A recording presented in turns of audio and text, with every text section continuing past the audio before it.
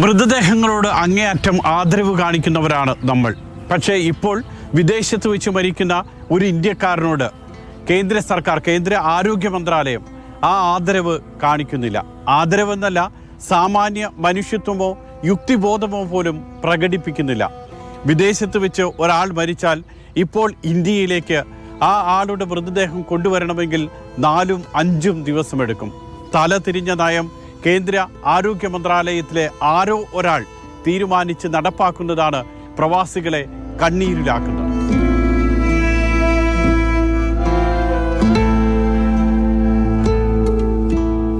അന്നം തേടി വന്ന നാട്ടിൽ പാതിയിൽ ജീവൻ നിലച്ചു പോകുന്ന നിരവധി ജന്മങ്ങളുണ്ട്. ഓരോ ദിവസവും 10 ഇന്ത്യക്കാരെങ്കിലും മരിക്കുന്നുണ്ട് ഗൾഫ് നാടുകളിൽ. ഇതിൽ പകുതിയും മലയാളികൾ. അല്ലലില്ലാത്ത ഒരു ജീവിതം സ്വപ്നം കണ്ട് നാട്ടിൽ കഴിയുന്ന ഉറ്റവരുടെ മുന്നിലേക്ക് ചേതനയറ്റ ഈ ശരീരങ്ങൾ പോലും എത്തിക്കാൻ ഇന്ന് കൃത്യമായി കഴിയുന്നില്ല. മുൻപ് 24 മണിക്കൂറിനുള്ളിൽ മൃതദേഹങ്ങൾ കൊണ്ടുപോകാൻ കഴിഞ്ഞിരുന്നുവെങ്കിൽ ഇന്ന് 4-5 ദിവസങ്ങൾ വേണം. ഇതുവരെ ഇവിടുന്ന് ഒരാൾ മരണപ്പെട്ടാൽ ഇവിടുന്ന് ഡോക്ടറോ പോലീസും ഫോറൻസിക് എല്ലാം കഴിഞ്ഞിട്ടാണ് എംഐയും കഴിഞ്ഞിട്ട് ബോഡി കയറ്റി വിടാം. നമ്മുടെ ഇന്ത്യൻ എംബസിയോ അല്ലെങ്കിൽ ഇന്ത്യൻ കൗൺസിലേറ്റോ അവർ പാസ്പോർട്ട് ക്യാൻസൽ ചെയ്തിട്ടാണ് ബോഡി കയറ്റി വിടുക. എല്ലാ ചെക്കും കാര്യം കഴിഞ്ഞിട്ട് ഈ പേപ്പർ നമ്മൾ കൊച്ചിയോ തിരുവനന്തപുരം കോഴിക്കോട് ഏത് എയർപോർട്ടാണ് ബോഡി പോകണമെന്ന് വെച്ചാൽ അവിടേക്ക് ഈ പേപ്പർ അയക്കും. ഇത് ഇവിടുത്തെ കേസ് മൊത്തം കഴിഞ്ഞിട്ടാണ് അയക്കുക. അയച്ചാൽ അവിടുന്ന് ഈ എയർപോർട്ടിലുണ്ടാവും ഡോക്ടർ, ഈ ഹെൽത്തിൻ്റെ ഡോക്ടർ എല്ലാ എയർപോർട്ടും ഉണ്ടാവും. ഇതില്ലാത്ത എയർപോർട്ട് കുറഞ്ഞ സ്ഥലങ്ങൾ പൂന, മധുര അങ്ങനത്തെ സ്ഥലത്തൊക്കെ ഉള്ളൂ. അവർക്ക് ബോഡി കൊണ്ടാകാൻ കഴിയില്ല. അവരെ ഒപ്പിട്ടിട്ട് തിരിച്ചയക്കും. അപ്പോൾ നമ്മൾ ബോഡി അന്ന് തന്നെ കൊണ്ടുപോകും. അന്ന് മരിച്ചാൽ അന്ന് തന്നെ കൊണ്ടുപോകാൻ കഴിയും. ഇപ്പോഴത് ഗവൺമെൻറ് കൊണ്ടുപോകുന്ന ചിലപ്പോൾ ഉദ്യോഗസ്ഥന്മാരുണ്ടോയെന്ന് നിയമമായിരിക്കും. അപ്പോൾ അറിയാൻ കഴിയില്ല. ഈ പേപ്പർ കൊച്ചി എയർപോർട്ടിൽ എവിടെയാണെന്ന് വെച്ചാൽ അവിടുന്ന് നേരെ ഡൽഹിക്ക് അയക്കും. ഡൽഹിയിൽ നിന്ന് അവർ നോക്കൂ ഇപ്പം മരിച്ചതാണോ മരിക്കാത്തതാണോ ജീവിക്കാത്തതാണോ ഇതെല്ലാം നോക്കിയിട്ട് ഈ ഡൽഹിയിൽ നിന്ന് ഉദ്യോഗസ്ഥന്മാർ രണ്ടാമത് എയർപോർട്ടിൽ അയക്കും. കൊച്ചി ഏത് എയർപോർട്ടിൽ അയച്ചാൽ അവിടേക്ക് അയക്കും. അവർ റിപ്ലൈ തരണോ നമ്മൾ ഇവിടെ ബോഡി കൊണ്ടുപോകണമെങ്കിൽ. 1.5 പതിറ്റാണ്ടിലധികമായി UAEയിൽ ജീവനറ്റു പോകുന്ന പ്രവാസികളുടെ ഒടുവിലത്തെ കൂട്ടുകാരനാണ് അഷ്റഫ് താമരശ്ശേരി, പ്രവാസി ഭാരതീയ സമ്മാൻ ജേതാവ്. ഇത്രയും കാലത്തിനിടയിൽ ഇങ്ങനെ ഒരു അനുഭവം ആദ്യമാണ്. പക്ഷേ ഈ എയർപോർട്ടിലുള്ള ഈ ഡോക്ടർമാർ കേന്ദ്ര ഗവൺമെൻറ് ഡോക്ടർമാരാ, അല്ലാണ്ട് എയർപോർട്ടുകാർ വെക്കുന്ന ഡോക്ടർമാരൊന്നുമല്ല ഇവർ. അവരും ഇവിടുത്തെ UAE ഗവൺമെൻറ്റോ സൗദിയോ ഖത്തറോ എവിടുന്നാലും ഇവിടുന്ന് ഉദ്യോഗസ്ഥന്മാരല്ലേ ഇത് ചെയ്യുന്നത്. പിന്നെ ഇവർ മരിക്കാത്തൊരു മനുഷ്യൻ പെട്ടി കയറി പോകില്ലല്ലോ. മരിച്ചവനെ പെട്ടി കൊണ്ടുപോകും, ഉറപ്പല്ലേ. ജീവനുള്ളവൻ പെട്ടി കൊണ്ടാൻ കഴിയില്ല.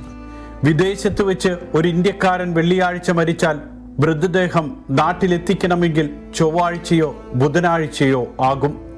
ശനി ഞായർ ദിവസങ്ങളിൽ കേന്ദ്ര ആരോഗ്യ മന്ത്രാലയത്തിൽ നിന്നും അനുമതി ലഭിക്കില്ല. മറ്റെന്തെങ്കിലും പൊതു അവധി വന്നാൽ വീണ്ടും നീണ്ടുപോകും.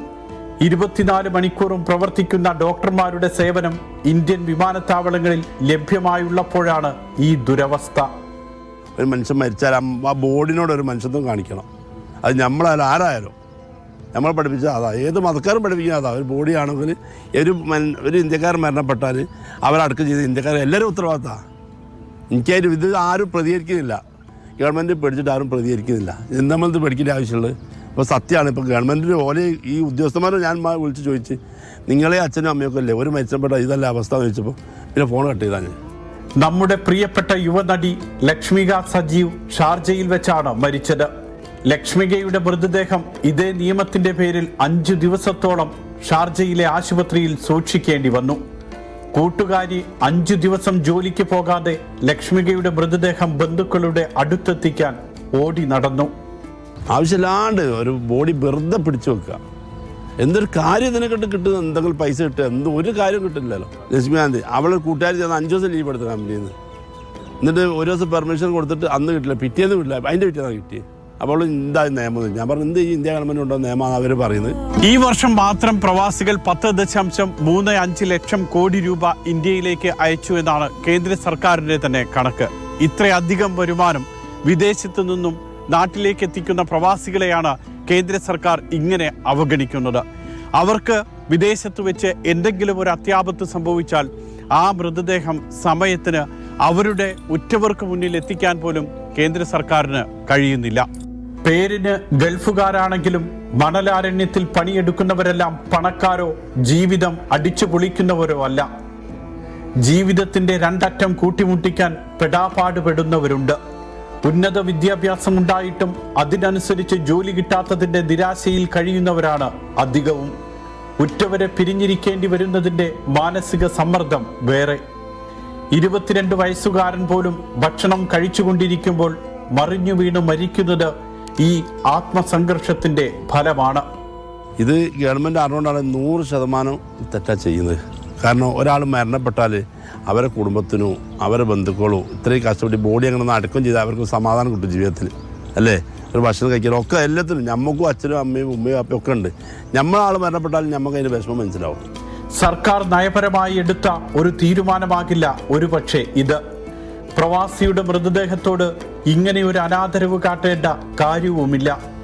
ഏതോ ഒരു ഘട്ടത്തിൽ ആർക്കോ തോന്നിയ അബദ്ധം അനുഭവിക്കുന്നത് പ്രവാസികളും അവരുടെ കുടുംബങ്ങളുമാണ്. പ്രവാസികളെ എന്നും ഒരു കറവ പശുവായാണ് കേന്ദ്ര സർക്കാരും കേരള സർക്കാരും കാണുന്നത്. കിട്ടുന്നതെല്ലാം ഊറ്റിയെടുക്കാനുള്ള ഉപകരണം. പക്ഷേ ഇങ്ങനെ മനുഷ്യത്വമില്ലാതെ പെരുമാറരുത്. വിദേശത്ത് വെച്ച് മരിക്കുന്ന ഒരാളുടെ മൃതദേഹം എത്രയും പെട്ടെന്ന് കണ്ണീരുണങ്ങാതെ കാത്തിരിക്കുന്ന അവരുടെ കുടുംബാംഗങ്ങളുടെ മുന്നിലെത്തിക്കാൻ ഇനിയെങ്കിലും സർക്കാരുകൾ ഇടപെടണം.